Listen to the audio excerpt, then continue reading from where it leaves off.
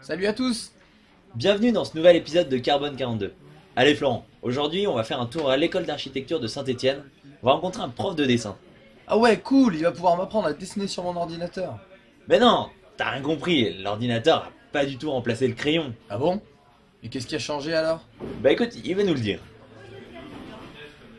Dans le fond, à mon avis, pas grand-chose a changé. C'est-à-dire que la géométrie qu'utilisent 99% des architectes pour représenter l'espace reste cette géométrie euclidienne fondée sur des règles assez, à la fois très complexes et très élémentaires en même temps. Quelqu'un qui était au début d'un projet, qui dessinait maladroitement, auquel il manquait de l'information, par exemple, sur un certain niveau de détail, se trouvait dans une situation où le dessin révélait ce manque. Avec l'informatique, en particulier avec certains logiciels qu'on connaît bien, il se trouve que vu que tu démarres déjà à page blanche, il n'y a pas d'échelle, tu commences, si tu le souhaites, par dessiner le sol collé par rapport à la dalle, et tout de suite tu es dans la précision qui te laisse penser que cette précision, comme tu la maîtrises par le dessin, tu la maîtrises par la pensée, ce qui n'est absolument pas le cas. Donc tu es dans le faux ami le plus complet, qui fait que tu peux te faire piéger. Moi je défends que l'architecture, elle est finalement, elle est dans un rapport toujours un peu... dans un rapport toujours un peu archaïque aux choses. Ce qui ne les empêche pas d'utiliser des outils, des moyens, et en particulier la pensée contemporaine, qui les renvoie à des choses, au contraire, qui sont vraiment de l'ordre du dynamique et de l'ordre d'un système beaucoup plus ouvert. Je pense qu'entre les moyens qu'utilisait Le Corbusier, les moyens qu'utilisait Alberti, pour prendre des exemples comme ça, et les moyens qu'utilise aujourd'hui Rem Koolhaas, il n'y a pas un monde. Il y a des mondes, mais il n'y a pas fondamentalement des choses très différentes. Après, on trouve les outils, on manipule des outils, on expérimente beaucoup. Tous les architectes ont énormément expérimenté. Pour moi, le dessin, c'est avant tout une question, un système de pensée. Après, les outils qu'on mobilise, ils sont ceux que, j'allais dire, vos petits dons particuliers vous inspirent. C'est-à-dire quelqu'un qui aura une espèce d'aisance, de plaisir à dessiner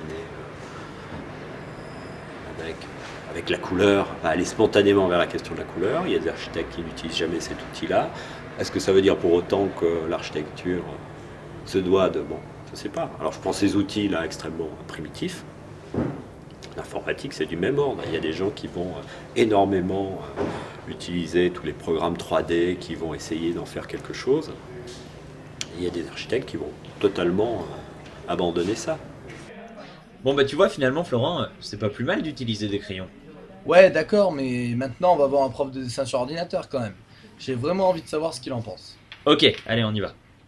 Ce qui est principal quand on se pose la question des outils de représentation, c'est qu'est-ce que je raconte et qu'est-ce que je donne à voir. Et la question des outils vient après. Le propos c'est avant tout le propos qui est intéressant. Le travail de l'architecte se fait de diverses inspirations, diverses sources, vient de plein de réflexions. La question de la représentation, elle n'est pas dans l'esthétisation à la fin, mais dans tous ces outils qu'on peut avoir qui vont nous permettre de rendre compte du travail qui a été créé. Donc il y a tout un travail de captation d'un lieu ou d'un endroit sur lequel on va travailler qui peut se faire avec différents outils qui sont le dessin, qui est un outil qui était qui est encore énormément utilisé, qui est presque, on va dire, naturel par un architecte. Il y a le travail de photo, il y a le travail de vidéo, il y a tout ce qu'on peut imaginer comme travail sensible de l'ordre de la matière, de la maquette, de plein de choses. Et surtout, avant tout, comment on va rendre compte de ce travail du début jusqu'à la fin et pas tellement juste rendre compte de l'objet final, ce qui se pose beaucoup en ce moment par rapport à l'image de synthèse qui est censée rendre une belle image. Elle fait rien que de rendre encore plus accessible la capacité d'esthétiser ou de monter en image, mais Quand on montait les perspectives à la main ou quand on fait un croquis, on ment aussi. Un mot qui est du vocabulaire de l'architecte, c'est le point de vue, et qui est un mot très important, je trouve, le point de vue.